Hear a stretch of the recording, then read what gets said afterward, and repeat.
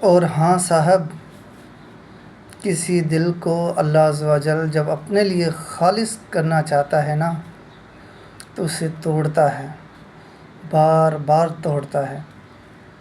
جب بھی اس دل میں اللہ عز و جل کے سوا کسی اور کی محبت آنے لگتی ہے نا تو رب اس محبوب چیز یا انسان کو اس سے دور کر دیتا ہے۔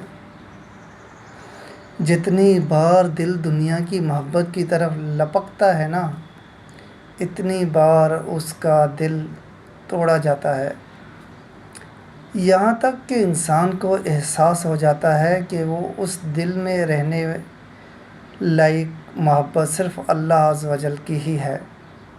اور پھر جب انسان ٹوٹ کر بکھر کر رب کے آگے گرتا ہے نا تو وہ رب اسے تھام کر اپنی رحمت کی آغوش میں لے لیتا ہے، اسے اپنے رستے پر چلاتا ہے، اس کے دل کو اپنی محبت کے گھیرے میں لے لیتا ہے۔ اور پھر ایک وقت آتا ہے جب اس دل میں رب کے سوا کوئی خواہش نہیں رہتی۔ یہ ٹوٹے ہوئے ٹھکرائے ہوئے دل بڑے نایاب ہوتے ہیں جن میں میرے رب کی محبت بڑی تیزی سے سما جاتی ہے۔